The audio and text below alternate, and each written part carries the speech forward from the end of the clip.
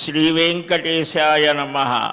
హరే రామ రామ రామ హరే హరే, హరే కృష్ణ కృష్ణ కృష్ణ హరే హరే. శుక్లాంబరధరం విష్ణుం శశివర్ణం చతుర్భుజం ప్రసన్నవదనం ధ్యాయేత్ సర్వవిఘ్నోపశాంతయే. యస్యద్విరదవక్త్రాద్యాః పారిషద్యాః పరస్యతం విఘ్నం నిఘ్నంతి సతతం విశ్వక్సేనం తమాశ్రయే.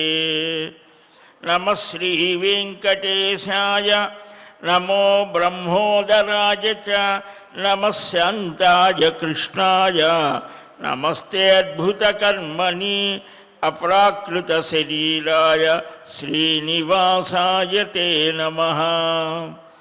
నారాయణం నమస్కృత్య నరం చైవ నరోత్తమం దేవీం సరస్వతీం వ్యాసం తతో జయముదీరయేత్. కృష్ణాయ వాసుదేవాయ దేవకీనందనాయ చ నందగోపకుమారాయ గోవిందాయ నమో నమః. శ్రీలక్ష్మీవల్లభారంభాం విఖనో మునిమధ్యమాం అస్మదాచార్యపర్యంతాం వందే గురుపరంపరాం. నారాయణం నమస్కృత్య నరం చైవ నరోత్తమం దేవీం సరస్వతీం వ్యాసం తతో జయముదీరయేత్. అస్మత్ శ్రీ గురుచరణారవిందాభ్యాం నమః.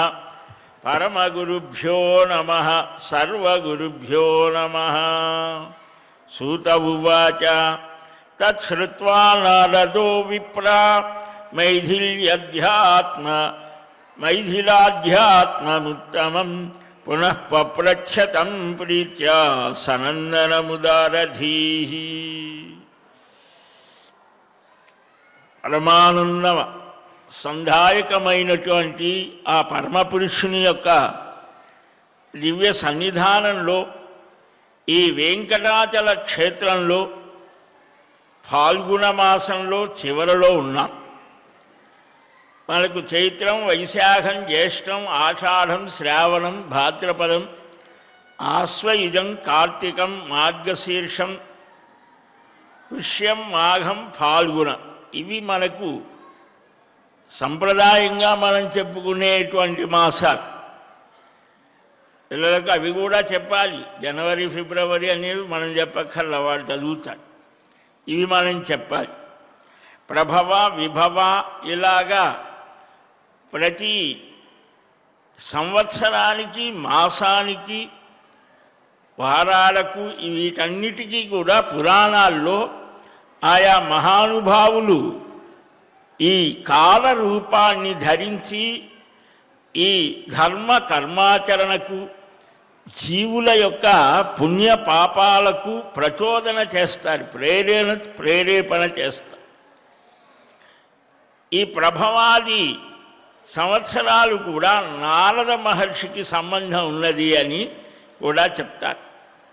కనుక ఆ విశేషాలన్నీ ఏమిటి, ఈ కాల స్వరూపుడైన పరమాత్మ ఏ విధంగా ఈ జగత్తుని నడిపిస్తున్నాడు అనేది మనం అవగాహన చేసుకొని మన నిత్య జీవితంలో మనుష్యుడుగా పుట్టినవాడు ఏ విధంగా భగవద్ అనుగ్రహానికి పాత్రుడు కావాలి, ఏ విధంగా ఆచరణ చేస్తే భగవంతుని యొక్క అనుగ్రహానికి పాత్రుడవుతాడు, ఇవి మనకు పురాణ వాన్మయం చెప్తారు.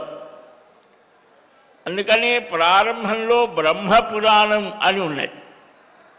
ఆ బ్రహ్మపురాణం ఈ చరాచర జగత్తు ఎవరి ద్వారా ప్రకటితమవుతోంది, ఆ పరబ్రహ్మ ఈ చతుర్ముఖ బ్రహ్మ, 4 ముఖాలతో ఉండే బ్రహ్మగారికి ఏమైనా సంబంధం ఉన్నదా? ఆయన పరబ్రహ్మ ఇక్కడ ఎలాగా అవతరించాడా? పరవ్యూహ విభవ అంతర్యామి అత్యారూపాలుగా పరమాత్మ ప్రకటితమవుతాడు అని ఆగమ శాస్త్రాలు చెబుతాయి.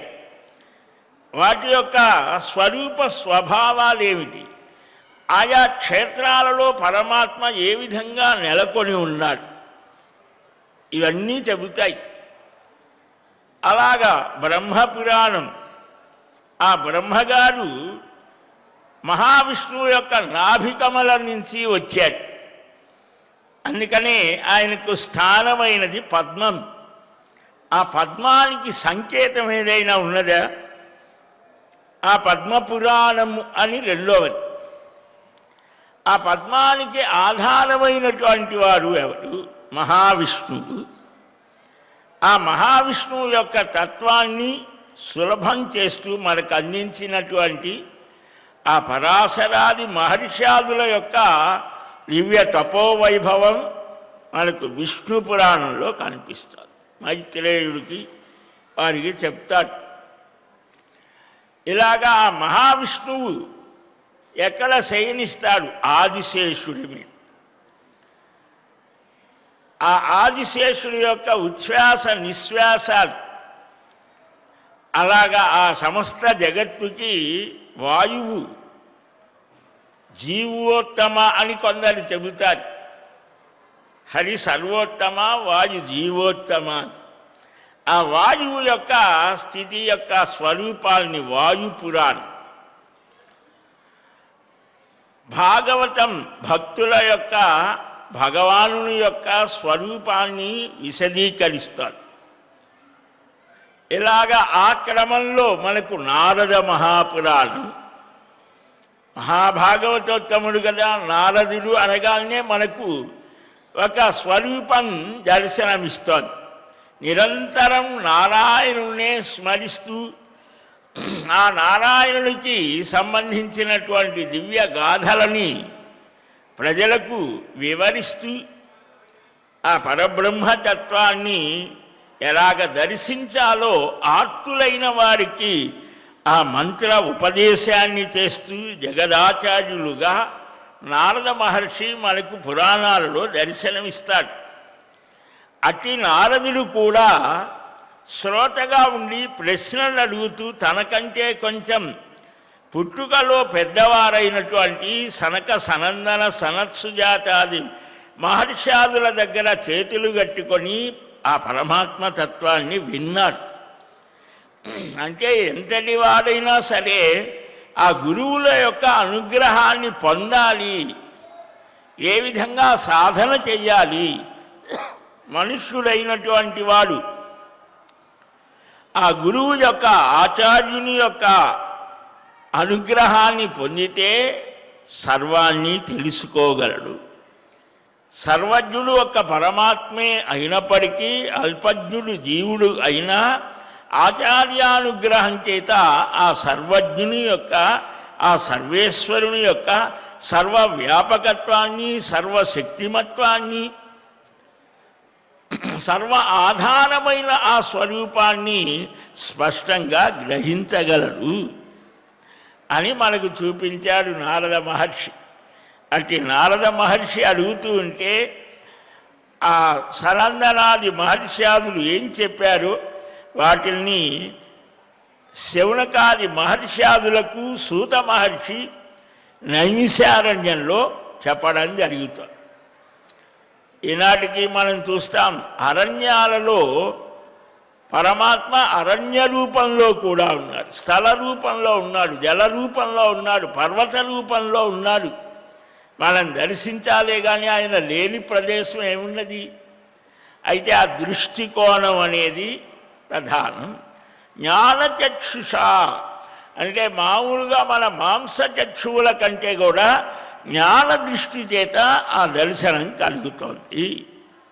కనుక ఈ అరణ్య రూపంలో ఉన్నటువంటి నైమిషారణ్యంలో సూత మహర్షి శౌనకాది మహర్షులకు ఆనాడు జరిగినటువంటి నారద మహర్షి యొక్క ఆ ప్రశ్నాది కాలములతో సనక సనందనాదులు ఏ విధంగా ఉపదేశించారో దాన్ని శౌనకాది మహర్షులకు చెప్పడం జరుగుతుంది. పురాణ ప్రవచనం అనేది ఒక ప్రత్యేక సంప్రదాయం మనకు తెలుగువారిలోనే కనిపిస్తుంది. ఇతరులలో కథా సంకీర్తనమని, యక్షగానమని ఇలాగ రకరకాల పేర్లతో ఉన్నాయి. మనకు అలా కాదు. ఆంధ్రులకు ఒక మహద్భాగ్యం ఏమిటంటే పురాణం అంటే ఆ వ్యాస మహర్షులు అందించినటువంటి ప్రతి శ్లోకాన్ని వాటి యొక్క సారాన్ని అవగతం చేసుకొని ఆలోచనతో ఆ అమృతత్వాన్ని ఆస్వాదించడం ఇది ప్రధానం. కనుక ఆ మహానుభావులు అనేక విషయాలు తెలుసుకున్నారు. సాంఖ్యతత్వం, యోగతత్వం, ఈ గంగాది తీర్థముల యొక్క మాహాత్మ్యం, ఆశ్రమ వర్ణ ధర్మాలు. ధర్మం అంటే కర్తవ్యం. మనుష్యుడైనటువంటి వాడు వాడి సంస్కారాలకు, ఆశ్రమాలకు అనుగుణంగా ఏ ధర్మాలు ఆచరిస్తే ఉత్తమ స్థితిని పొందుతాడు. గృహస్థుగా ఉన్నాడు, భర్తగా ఉన్నాడు, లేదా మరొక ఆమె భార్యగా ఉన్నది, ఒక తండ్రికి కుమారుడుగా ఉన్నాడు, ఒక స్త్రీకి భర్తగా ఉన్నాడు. అలాగనే స్త్రీ కూడా ఒకరికి కుమార్తెగా ఉన్నది, మరొకరికి భార్యగా ఉన్నది, ఇంకొకరికి తల్లిగా ఉంటుంది. ఇలాగా అనేకమైనటువంటి స్థితులలో, స్థానాలలో వారికి ప్రత్యేక ధర్మాలు ఉన్నాయి. ఈ ధర్మాలు ఎలాగ ఆచరించాలి, వీటన్నిటిని గురించి కూడా మనకు దీనిలో చర్చ వస్తుంది. కర్మ ప్రధానమా, భక్తి ప్రధానమా, జ్ఞానం ప్రధానమా? కర్మాచరణ ఎలాగ చేయాలి? కర్మణైవ హి సంసిద్ధి మాస్థిత జనకాదయ. భగవద్గీతలో స్వామి శ్రీకృష్ణ స్వామి స్వయంగా చెప్పాడు. కర్మాచరణ చేస్తూ జ్ఞానాన్ని సంపాదించి మహానుభావులకు, మహర్షాదులకు కూడా గురువు అనదగినటువంటి స్థితిని ఆ జనక మహారాజు అలాగా పొందాడు. పంచశిఖుడు అనేటువంటి మహర్షి యొక్క ఆ జ్ఞానధారను ఎలాగ పొందాడు? ఇవన్నీ కూడా అధ్యాత్మ జ్ఞానము అని అంటారు. అంటే మనం శరీరాన్ని మాత్రమే చూస్తూ ఉన్నాం, శరీరాన్ని మాత్రమే దర్శిస్తూ ఉన్నాం, శరీరమే సర్వస్వం అనుకుంటున్నాం. ఈ శరీరానికి ఏది జరిగినా సరే తల్లడిల్లిపోతుంది. కానీ అధ్యాత్మ జ్ఞానం, అధ్యాత్మ విద్యానాం అని భగవద్గీతలో అన్ని విద్యలు చాలా గొప్పవే, కానీ అధ్యాత్మ విద్య అంటే ఏమిటి? తన యొక్క స్వస్వరూపాన్ని తెలుసుకోవడం. మనం కేవలం ఈ కనిపించే శరీరమే కాదు, ఇంకేమున్నదయ్యా అంటే ఆత్మస్వరూపం. అది ఒక పెట్టెలో ఒక పెద్ద చక్కని ఒక వజ్రాన్ని, ఒక మణిని, విలువైన మణిని దాచినట్టుగా ఈ శరీరం అనేటువంటి దానిలో అంతర్గతంగా చైతన్య స్వరూపంగా ఉన్నటువంటి ఆ ఆత్మస్వరూపాన్ని మనం తెలుసుకుంటే మనకు కలిగేటువంటి ఈ సుఖము, దుఃఖము, లాభము, నష్టము, జయము, అపజయము, ఇలా ద్వంద్వాలు అంటారు, దీనిని దాటి ఆ ఆత్మస్థితిలో ఆనందాన్ని పొందగలడు అని మనకు ఆ విశేషాలు కూడా ఈ పంచశిఖ మహర్షి జనక మహారాజుకు చెప్పిన అధ్యాత్మ జ్ఞానం. అది కూడా మనం కొద్ది రోజుల క్రితం విన్నాం, తెలుసుకున్నాం. ఈ విషయాన్ని విని నారద మహర్షి మరలా ఇలా అంటున్నాడు. నారద ఉవాచ ఆధ్యాత్మికాది త్రివిధం తాపం నానుభవేద్యది ప్రబ్రూహి తన్మే మహ్యం ప్రపన్నాయ దయానిధే. పరమ దయాస్వరూపుడివయ్యా మహానుభావ. సనందన మహర్షిని అంటున్నాడు, మహాత్ముల హృదయం దయతో కూడి ఉంటుంది. ఆ దయ అనేది హృదయంలో లేకపోతే వాడు వ్యర్థమైన వాడు. అదే భగవంతుని యొక్క స్థానం అన్నారు. హృదయంలో దయ అనేది సర్వ ప్రాణుల మీద ఉండాలి. మహాత్ములకు అలాగా ఉంటుంది, మనకు కూడా ఉండాలి. అయితే కొందరు ఆ దయని కొన్ని విషయాల్లో పాటిస్తే చాలా ఇబ్బందికరమే. డాక్టర్ గారు ఉన్నారు, ఆపరేషన్ చేయాలంటే వీడు పాపం బాధపడతాడేమో అంటే ఆయన ఏం చేస్తాడు? కనుక అక్కడ మాత్రం దయ పనికిరాదు కదా. అలాగనే ఒక సైనికుడు దేశాన్ని రక్షించేటప్పుడు శత్రువులు వస్తే అక్కడ దయను చూపిస్తే మనమంతా కృష్ణార్పణ అవుతాం. అక్కడ దయ పనికిరాదు. కానీ ఎక్కడ ఉండాలి? ఒక ప్రాణి బాధపడుతూ ఉంటే, తోటివాడు బాధపడుతూ ఉంటే, శత్రువు అయిన వాడు కూడా బాధపడుతూ ఉంటే వాడిని నీవు ఒక సామాన్య స్థితిలో ఉన్నవాడు పరామర్శించవచ్చు. పరామర్శించాలది సామాన్య మానవ ధర్మం. దయా మహాత్ములు అట్టి దయకు నిధిగా ఉంటారట. కాబట్టి స్వామి, నిన్ను ఆశ్రయించిన నాకు త్రివిధ తాపాలు, ఆధ్యాత్మిక, ఆది దైవిక, ఆది భౌతికమనేటువంటి తాపత్రయాన్ని తొలగించుకునే, అంటే అనుభవించకుండా ఉండేటువంటి మార్గం ఏదైనా ఉంటే అది చెప్పవయ్యా. అంటే శారీరకంగా మనకు కొన్ని జ్వరమో రోగాలు వస్తాయి. ఏదైనా ఒక పనిని చెయ్యాలంటే ఇది ఆటంకం. అలాగనే మానసికంగా కొన్ని బాధలు వస్తాయి, దుఃఖము, ఇవన్నీ కూడా. అలాగనే ప్రకృతి వల్ల కొన్ని తాపాలు, బాధలు కలుగుతాయి. ఈ సునామీలు, తుఫానులు ఇప్పుడు అవి కూడా లేవనుకో, అవి కూడా కనిపించడం. కనుక అంటే ఈ పులులో, సింహాలు అవి కూడా ఒక తాపమే, బాధే కదా. ఇవి త్రివిధ తాపములు, ఆధ్యాత్మిక, ఆది దైవిక, ఆది భౌతికం. ఇవి లేకుండా ఉండే మార్గం చెప్పవయ్యా. మనకందరికి కావాల్సిందే కదా.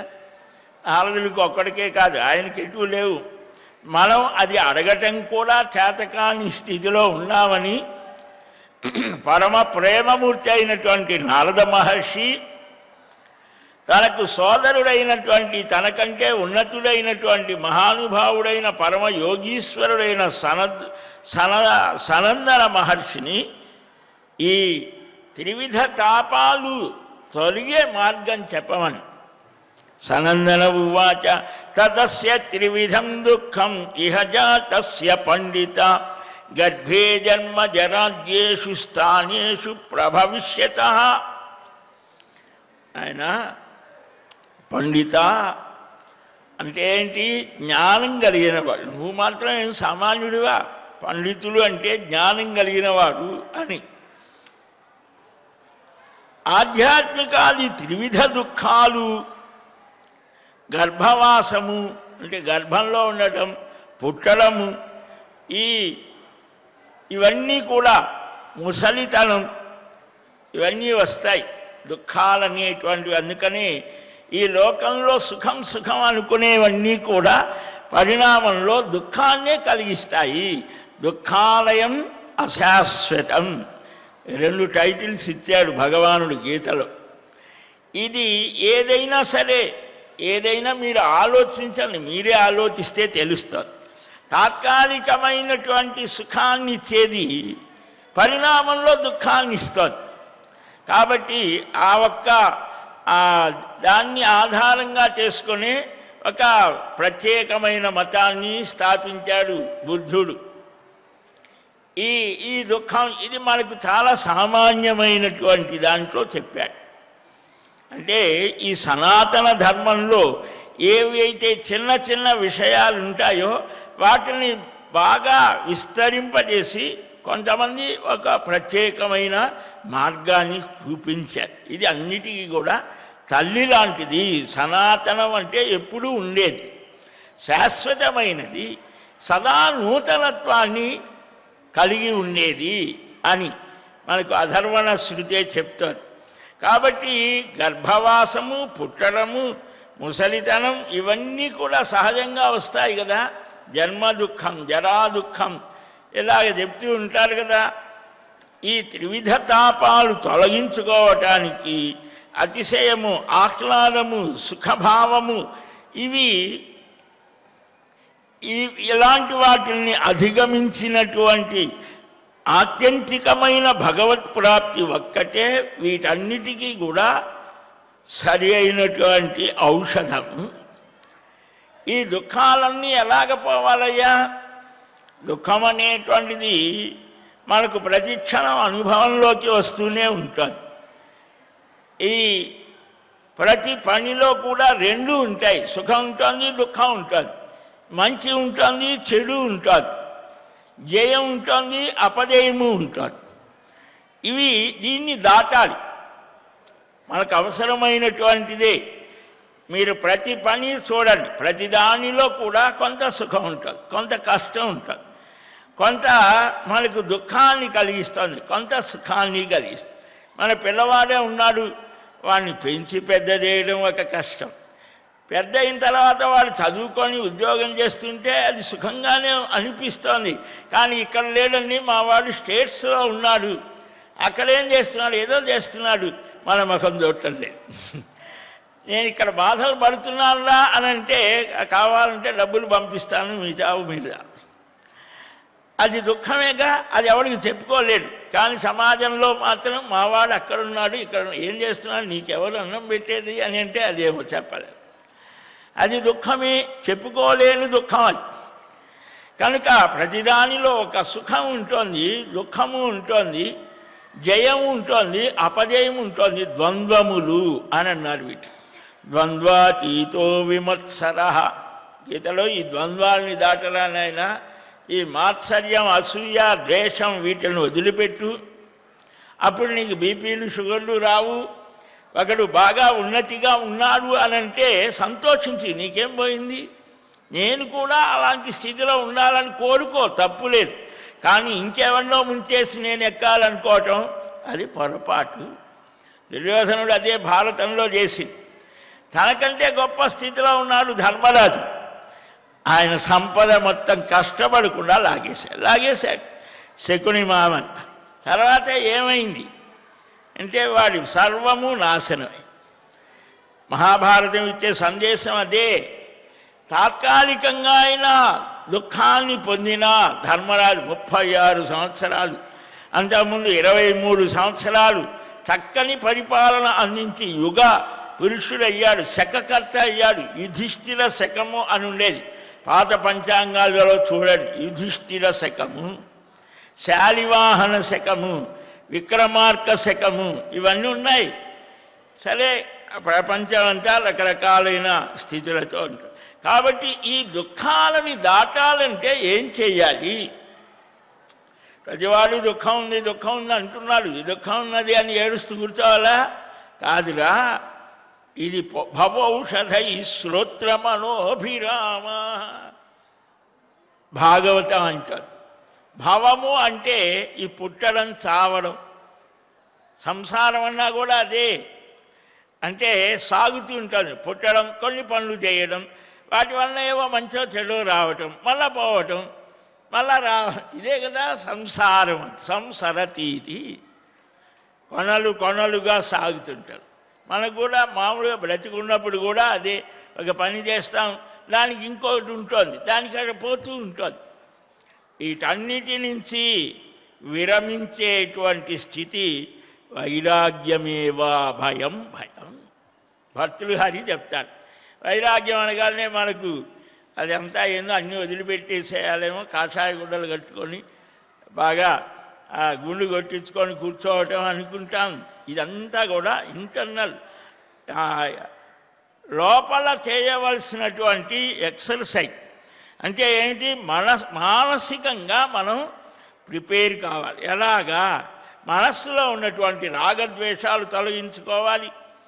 ఈ పుణ్యపాపాలకు అతీతమైన ఆనందమైన ఒక స్థితి ఉన్నది అని మనం అనుభవంలోకి తెచ్చుకోవాలి. దానికి బాహ్యంగా ఇది మనకొక స్థితిని సపోర్ట్ ఇస్తుంది, అంతవరకే. ఆహార విహారాలు, వేషభాషలు ఇవన్నీ కూడా ప్రధానమైన లక్ష్యానికి దగ్గరగా తీసుకువెళతాయి. కనుక వీటన్నిటికీ ఏమిటయ్యా అంటే, తస్మాత్ తత్ప్రాప్తయే యత్నః కర్తవ్యః పండితైర్నరైః తత్ప్రాప్తి హేతు జ్ఞానంచ కర్మ చోక్తం మహామునే. నిరస్తాత్ అతిశయాహ్లాద సుఖభావైకలక్షణ భేషజం భగవత్ప్రాప్తిరేకాచ ఆత్యంతికీ మతా.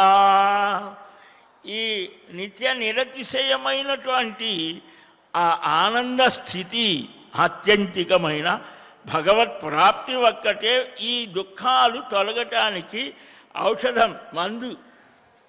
డయాగ్నైజ్ చేశారు మహర్షాదులు. ఈ మానవ జీవితాన్ని మొత్తాన్ని కూడా పరిశీలించారు.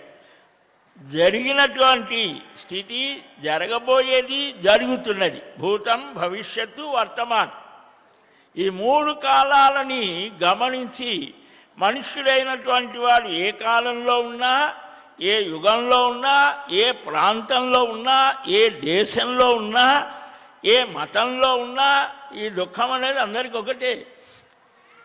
ఈ దుఃఖం మరి ఎలాగ పోవాలి?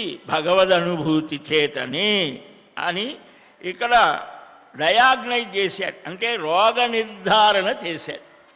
మహర్షాదులు చేశారు ఈ రోగ నిర్ధారణ చేసి, ఈ భగవత్ ప్రాప్తి ఒక్కటే సరైన ఔషధము. కాబట్టి పండితులైన మానవులు, అంటే పండితులు అంటే శ్లోకాలు పద్యాలు మంత్రాలు చెప్పేవారని కాదు, అది మనం మామూలుగా చూసేటువంటి దృష్టి. అది పండానామా అంటే ఆత్మ విషయకమైనటువంటి జ్ఞానాన్ని కలిగి ఉన్నటువంటి వాడు పండితులు అంటే అది అర్థం. అందరూ కూడా ఆ జ్ఞానం కలిగి ఉంటే అందరూ పండితులే. ఇలాంటి వారు ఆ భగవత్ ప్రాప్తికి ప్రయత్నం చేయాలి. ఆ ఆగమోత్థం వివేక చద్విధా జ్ఞానం తథోచ్యతే శబ్దబ్రహ్మగమయం పరం బ్రహ్మ వివేకజం మనుప్యాహ వేదార్థం స్మృత్వాయం మునిసత్తమః తదేతత్ శ్రూయతామత్ర సుబోధం గదతో మమ ద్వే బ్రహ్మణి వేదితవ్యే శబ్దబ్రహ్మ పరంచయతి శబ్దబ్రహ్మణి నిష్ణాతః పరం బ్రహ్మాధిగచ్చతి ద్వే విద్యే వేదితవ్యే చేత్యాహ చాధర్వణి శృతిః పరమాత్మక్షర ప్రాప్తిర్ఋగ్వేదాదిమయా పరా. అలా ఇంకా విశేషంగా వివరిస్తున్నా. బాగానే ఉన్నదయ్యా, ఆ భగవత్ ప్రాప్తి అన్ని రోగాలకు, అన్ని దుఃఖాలకు, అన్ని బాధలకు, అన్ని సమస్యలకు ఔషధం అన్నారు. చాలా బాగుంది, చెప్పడానికి బాగుంది, వినటానికి బాగానే ఉన్నది. కానీ ఆ భగవత్ ప్రాప్తి ఎలా కలుగుతోంది అంటే జ్ఞానము కర్మ ఇవి రెండు కారణాలు అంటున్నారు. అంటే దాన్ని ఇంకా విశ్లేషణ చేస్తున్నారు, ప్రిస్క్రిప్షన్ రాస్తున్నారు.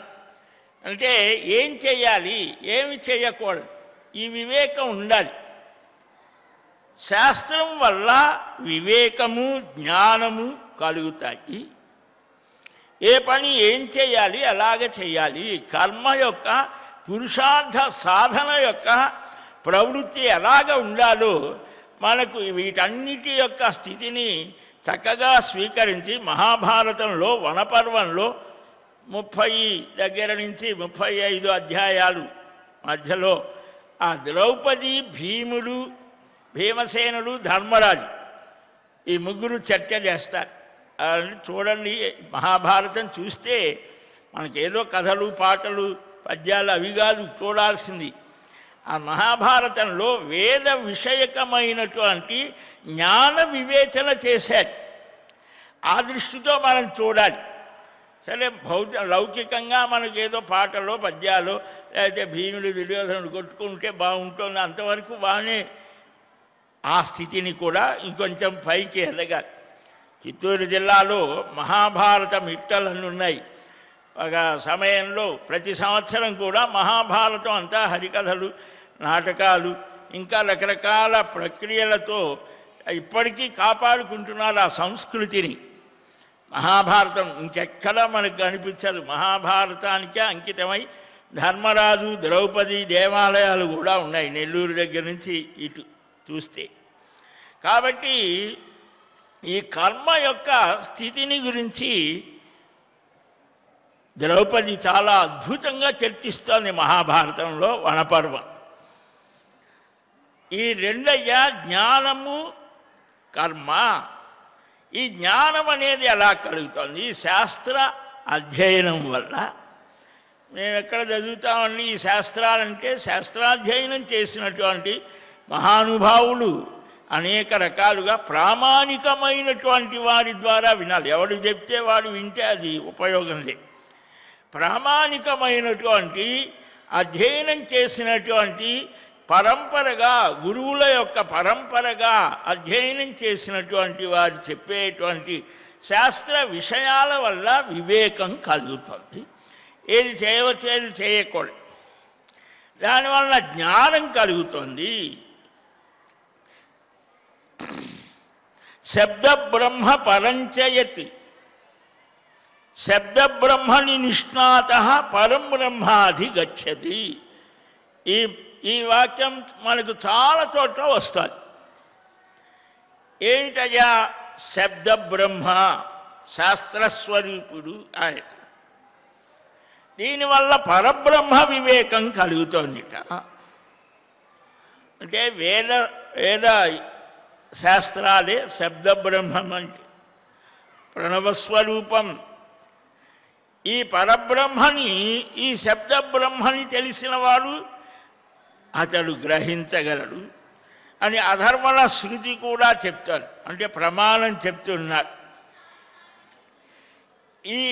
ఈ విషయాన్ని మనువు కూడా చెప్పాడు. మనుస్మృతి ఆ పేరు వింటే కొంతమందికి ఏదో ఉంటుంది, అదొక రకంగా. కానీ మనువు చాలా చెప్పాడు. ఆ మనుస్మృతిలో ఈనాటికి కూడా పనికొచ్చే విషయాలు అనేక ఉన్నాయి.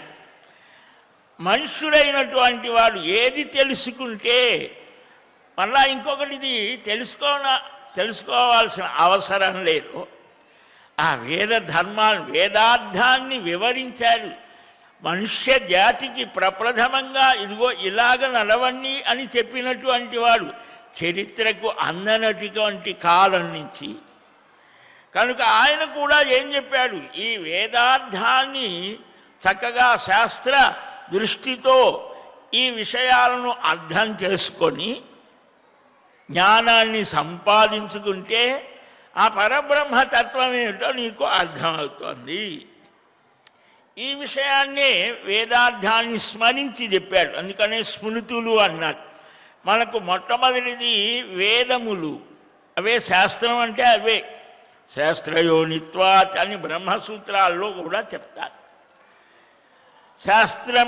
శాస్త్రం ద్వారానే పరమాత్మ యొక్క స్వరూపం అవగతం అవుతోంది, అనుభవంలోకి వస్తోంది. కనుక దాని ద్వారా వివేకం, జ్ఞాన వికాసం కలుగుతాం. జ్ఞాన దృష్టితో చూడటం అలవడుతోంది. కనుక ఆ శబ్ద బ్రహ్మని తెలిసినవాడు పరబ్రహ్మని తెలియగలడు. మనువు ఏదైతే స్మృతి అంటే వేదములు అనేటువంటివి అవి శాస్త్రములు, శృతి అని అన్నారు. అవి వారికి దర్శనమిచ్చాయి. మనం ఇవాళ టీవీలో గనక అవి అన్నీ చూస్తూ ఉన్నట్లుగా ఎదురుగా మహర్షాదులకు కూడా ఆ వేద మంత్రాలు దర్శనమిచ్చాయి, వినిపించాయి. అందుకనే శృతులు అని. ఆ వేద ఋషులు విన్నటువంటి వాటిని స్మరించి సులభంగా మనకు అర్థం అవడం కోసం మనువు, శాతాతపుడు, బోధాయనుడు, ఆపస్తంభుడు, వికనసుడు ఇలాగ ఈ మహర్షాదులు దాదాపు 40-50 మంది దాకా ఉన్నారు. వీరు స్మృతులు అని అన్నారు. వాటినే మళ్ళా సంక్షేపం చేసి ధర్మశాస్త్రము. ఎన్నిచ్చారని మనకు సంపద. బాగా ఒక తండ్రి తన కుమారుడికి కొన్ని కోట్ల రూపాయల ఆస్తి ఇస్తే వాడికి తెలియక దాని మీదనే తిరుగుతుంటాడు. మన పరిస్థితి అలాగే. మనకు ఆ కోట్ల రూపాయల ఆస్తి ఏంటంటే ఇదే జ్ఞానం, జ్ఞాన నిధులు. అందుకనే ఇతర దేశాల నుంచి వచ్చినటువంటి వారు మనకు నలంద విశ్వవిద్యాలయాన్ని వాడు 6 నెలలు తగలబెట్టేశాడు. అంటే ఎంత తాళపత్ర గ్రంథాలు 12వ శతాబ్దిలోనో ఇప్పుడు ఎంత విచిత్రం అంటే ఎంత జ్ఞానాన్ని కోల్పోయాం. జ్ఞానాన్ని కోల్పోయిన వాడు మృగ సమానుడు. అలాగనే కాశ్మీర్లో మార్తాండ దేవాలయం సూర్య కిరణాలు ప్రతిరోజు స్పృశిస్తాయిట సూర్య విగ్రహం. అంతటి టెక్నాలజీ 8వ శతాబ్దిలో. దాన్ని ఒక సంవత్సరం పాటు పడగొట్టేటువంటి ఆ పని చేశాయి. అంటే మన దేశం మీద ఎంత అంటే ఏమిటి, ఎక్కడైతే జ్ఞాన సంబంధమైనది ఉంటుందో ఆ జ్ఞానాన్ని ద్వేషించేవాడు కూడా ఇతర ప్రదేశాల నుంచి వచ్చి ధ్వంసం చేశారు. దాన్ని కనీసం ఇలాగ అయింది, దాన్ని మనం ఉద్ధరించుకోవాలనే ఆలోచన అయినా ఉండాలి. కనుక ఇక్కడ అంటే సూక్ష్మ విషయాన్ని స్థూలంలోకి తెచ్చి అందరికీ అర్థమయ్యేట్టు చెప్పడానికే ఈ ఆలయ వ్యవస్థ. అనేక మాధ్యమాల ద్వారా ప్రవచనాలు, పురాణ ప్రవచనానికి ఒక ప్రత్యేకమైన లక్షణం ఉన్నది. పూర్వకథా ప్రస్తావన చెయ్యాలి. ఇక్కడ ఉన్నదాన్నే చెప్పాలి, ఎక్కడ ఉన్నదో పోయి ఎటుపోయినా మళ్ళీ ఇక్కడికి రావాలి. ఇలాగ చాలా నియమాలు. అలాగ నియమం లేకుండా చెబితే వరుణ పాశాల చేత బంధితులవుతాడు ఆ పౌరాణికుడు అని కూడా పురాణాలే చెబుతాయి. కాబట్టి ఇదేదో అర్థవాదం అంటే ఏదో ఒకదాన్ని ప్రశంసించడం, ఇంకొక దాన్ని ఇది కాదు దానిలో చెప్పేది. మనుష్యుడికి ఆ వేదం ఏం చెబుతోందో, ఎందుకని మనకు కాలానికి అందని కాలం నుంచి వచ్చినటువంటి ఆ వేద ధర్మాన్ని ఈనాటికి వాటి యొక్క ప్రాసంగికత ఉన్నది అని దాన్ని గుర్తు చేయటానికి మిత్ర సమేతంగా పురాణాలు వచ్చాయి. అంటే ఒక స్నేహితుడు చెప్పినట్టు అడ్వైజ్ ఇస్తాయి. వేదాలు అలా కాదు, సత్యాన్ని పలుకు, ధర్మాన్ని ఆచరించు. పలకటానికి సత్యము, ఆచరించడానికి ధర్మం. ఈ రెండిటికి ఎలాగయ్యా అనే దానికే రామచంద్రమూర్తిగా దిగి వచ్చాడు. నారాయణుడే నరుడై ఆ సత్యము ఏమిటి, ధర్మాచరణ ఏమిటి, ఇది చూపించడానికే రామకృష్ణాది అవతారాలు వచ్చాయి అని ఇది సుఖమహర్షి భాగవతంలో చెబుతాడు. కనుక ఇక్కడ ఈ శబ్ద బ్రహ్మ పరబ్రహ్మ రెండు విధాలు ఆ విషయాన్ని సుబోధంగా సులభంగా చెప్పేట్లుగా అర్థమయ్యేట్టుగా బోధపడేట్లుగా చెప్తానయ్యా. శబ్ద బ్రహ్మను చక్కగా తెలిసినవాడు పరబ్రహ్మను తెలియగలడు అని చెప్పుకున్నాం కదా. ఋగ్వేద యజుర్వేద సామవేద ఆధర్వణికమైనటువంటి ఆ అక్షర ప్రాప్తి, ఋగాది స్వరూపమైన అక్షర ప్రాప్తి ఉత్తమమైనది. అవ్యక్తము ఎత్తదవ్యక్తం అజరం అనీహమన అజమవ్యయం అనిర్దేశ్యమరూపంచ పానిపాదాది సంయుతం విభుం సర్వగతం నిత్యం భూతయోనిమకారణం వ్యాప్తం వ్యాప్తం యతస్సర్వం తం వై పశ్యంతి సూరయః తద్బ్రహ్మ తత్పరం ధామ తద్ధేయం మోక్షకాంక్షిభిః శృతివాక్యోదితం సూక్ష్మం తద్విష్ణోః పరమం పదం. అవ్యక్తము అజరము. అవ్యక్తము అంటే మన ఇంద్రియాలకు అందేది కాదు. ఇంద్రియాలు అంటే కన్ను చూస్తోంది, చెవి వింటోంది, చర్మం స్పర్శని పొందుతోంది. ఇలాగ ప్రతి ఇంద్రియానికి 10 ఇంద్రియాలు ఉన్నాయి కదా, వీటి ద్వారా ఆ పరమాత్మతత్వం అందేది కాదు. ఈ మాట అనేసరికి మనకు ఒక పెద్ద ఇది వచ్చి పడుతుంది. మనకు కనిపించేదంతా కూడా, వినిపించేదంతా, చూడబడేదంతా కూడా వాటి ద్వారానే అయితే మనం విషయాన్ని అర్థం చేసుకోగలమే. మరి ఇంద్రియాతీతమైన దాన్ని మనం ఎలాగ అర్థం చేసుకోగలం అంటే అది కూడా మనకు తెలుస్తూనే ఉంటుంది. అవ్యక్తం అజరం, కోరికలు లేనిది, పుట్టుకలు లేనిది, తరగనది, అనిర్దేశ్యం, అరూపంచ పాణిపాదాది సంయుతం, నిర్దేశించడానికి వీలు లేనటువంటి ఇది అని చెప్పడానికి. రూపరహితం, కాళ్ళు చేతులు వీటితో సంయుతం విభువు సర్వగతం నిత్యము సర్వభూత కారణము అకారణము వ్యాప్తము వ్యాప్యము సర్వకారణము ఈ నిత్యాలు విశేషం. వీటితో కూడినటువంటి ఆ పరబ్రహ్మను జ్ఞానులు చూడగలరు అన్న.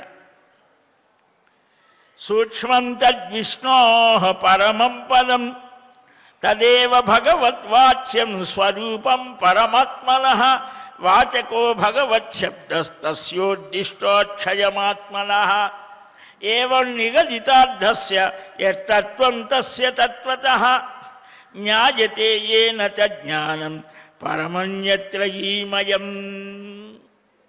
చాలా విశేషంగా చూపించారు. ఆ పరబ్రహ్మ ఆ పరమాత్మ తత్వాన్ని జ్ఞానులైన వారు చూడగలరయ్యా. అందుకనే మనకు మహర్షాదులే ఆ స్థితిని పొందారు. అందుకనే ఆ పొందినటువంటి ఆ దివ్యానుభూతిని మీరు కూడా పొందగలరు. నాణ్యస్పంధ అయనాయ విద్యతే వేదం స్పష్టం చేస్తాం. ఇదిగో ఇదయ్యా మార్గం, వేరేదేదీ లేదు, మేం పొందాం, మీరు కూడా పొందగలరు. అమృతస్య పుత్రాః, మీరు నాశరహితులైనటువంటి వారు. నేనేదో మరణిస్తాను, లేకపోతే దుఃఖాలతో పడి ఉంటాను, ఇలాగ పడి ఉన్నాను, లేదా పాపాలు చేస్తున్నాను, నాకు నిష్కృతి లేదా, ఇవన్నీ తీసి ప్రక్కన పెట్టండి. మీరు నిజంగా ఆ పరమ సత్యస్వరూపుడైనటువంటి ఆ పరబ్రహ్మ తత్వాన్ని దర్శించాలి అంటే ఇదిగో ఇది మార్గం అని చెప్పారు. ఎవరైనా పొందగలరని చెప్పారు. అపిచేత్ సుదురాచారో భజతే మామనన్య భగవద్గీతలో పరమ దుర్మార్గుడైనా సరే వాడు పవిత్రుడు కాగలడు. ఇక్కడ ఎవడు కూడా ఎక్కడితోనే ఆగిపోతాడు. శాశ్వత నరకం, శాశ్వత ఇవేవీ లేవు. స్వర్గ నరకాలు ఒక స్థాయి వరకే, ఒక స్థితిలోనే. అదే పరమగమ్యం కాదు, చరమగమ్యం కాదు. కొన్ని మనం చూస్తాం 2000 సంవత్సరాల నాడు, 1400 సంవత్సరాల నాడు వచ్చిన మతాలు, వాటిల్లో ఈ పునర్జన్మ లేదు, ఎదిగేటువంటి స్థితి లేదు. వాడు సర్వోత్తముడవుతాడు అని మనకు సనాతన ధర్మం చెప్తోంది. ఎవడైనా సరే ప్రతి మానవుడిలో కూడా ఆ ఆత్మతత్వం నిండి నివిడీకృతమై ఆ ఉన్నటువంటి ఆ స్వరూపాన్ని ఎవడైనా పొందగలడు అని చెప్తూ ఉన్నాడు. కనుక అదే పరబ్రహ్మ పరంధామం. మోక్షాన్ని కోరేటువంటి వాడు అది ఆ స్వరూపాన్ని ధ్యానించాలి అన్నాడు. అదేది ఆ పరబ్రహ్మ తత్వాన్ని ధ్యానం ద్వారా నీవు అనుభూతిని పొందగలవు. నాకు ఆకలి వేస్తోంది అంటే కనిపిస్తోందా? ఆహారం తీసుకున్నాను ఇప్పుడు హాయిగా ఉన్నది అంటే అది కనిపించదు, కానీ అనుభవం నీకు ఉన్నది. గాలి బాగా వీస్తోంది అని అంటే ఎక్కడ కనిపిస్తోందా? కానీ నీవు స్పర్శ ద్వారా ఆ అనుభూతిని పొందుతున్నావు. అలాగనే ఈ ఆత్మానుభవం పరమాత్మానుభవం కూడా నీకు ఎవరికి వాడికే స్వయంగా ఆ అనుభవానికి వచ్చేది. అయితే బాహ్య లక్షణాలు కొన్నిటి ద్వారా వీడు పరమాత్మానుభవాన్ని పొందాడు అని కొన్ని గుర్తులు కూడా చెప్పారు. మహానుభావులు ఉన్నారు.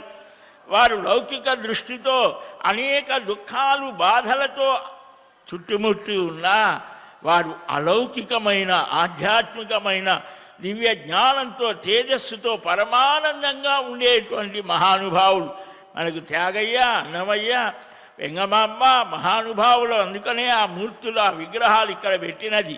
వారు ఏదైతే పొందారో ఆ పొందటానికి వారు ఏ మార్గాన్ని అనుసరించారో అట్టి మార్గాన్ని మనం కూడా అనుసరించి పొందవచ్చు, పొందగలము అనేటువంటి దానికోసమే మనకి ఇంతటి స్థితిని అనుగ్రహించారు. వాటన్నిటిలో కూడా ఆ భగవత్ స్వరూపం అంటే ఏమిటి, ఆ మార్గాన్ని ఎలాగ మనం గ్రహించాలి అనేది కూడా సనందన మహర్షి చాలా స్పష్టంగా నారద పురాణంలో చెబుతారు. ఆ విశేషాలని క్రమంగా శ్రీనివాసుని అనుగ్రహంతో తెలుసుకునే ప్రయత్నం చేద్దాం. ఈ కలియుగంలో విశేషించి భగవన్నామ స్మరణ చేత చాలా సులభంగా ఆ భగవంతుని యొక్క దివ్యానుభూతి పొందగలము అనేది కూడా చెప్పారు. ఉపనిషత్తుల్లోని కలిసంతరణ ఉపనిషత్తు ఇంకా కొన్ని ఉపనిషత్తులు చక్కగా స్పష్టం చేస్తున్నాయి. మనం గ్రహించడమే తరువాయి. అట్టి స్థితిని ఆ శ్రీమన్నారాయణుడు, ఆ శ్రీనివాసుడు సర్వమానవులకు అనుగ్రహించాలి అని మనం అంతా ప్రార్థిద్దాం. శ్రీకృష్ణ గోవింద హరే మురారే, హే నాథ నారాయణ వాసుదేవ, గోవింద జయ జయ గోపాల జయ జయ, రాధారమణ హరి గోవింద జయ జయ. హరే రామ రామ రామ హరే హరే, హరే కృష్ణ కృష్ణ కృష్ణ హరే హరే. స్వస్తి ప్రజాభ్యః పరిపాలయంతాం న్యాయేన మార్గేణ మహీం మహీషాః. గోబ్రాహ్మణేభ్యः శుభమస్తు నిత్యం. లోకాः సమస్తాः సుఖినో భవంతు. కాలే వర్షతు పర్జన్యः పృథివీ సస్యశాలిని. దేశోऽयं క్షోభరహితో బ్రాహ్మణాः సంతు నిర్భయాः. అపుత్రాः పుత్రిణः సంతు పుత్రిణः సంతు పౌత్రిణः. అధనాः సధనాः సంతు జీవంతు శరదాం శతం. శ్రేయఃకాంతాయ కళ్యాణనిధయే నిధయేర్ధినాం. శ్రీవేంకటనివాసాయ శ్రీనివాసాయ మంగళం. బలం విష్ణోః ప్రవర్ధతాం. సర్వం శ్రీకృష్ణార్పణమస్తు. వాసుదేవ గోవింద, నారాయణ ముకుంద, మాధవ శ్రీహరి గోవింద. ఏడుకొండలవాడ వెంకటరమణ గోవింద గోవింద గోవింద గోవింద.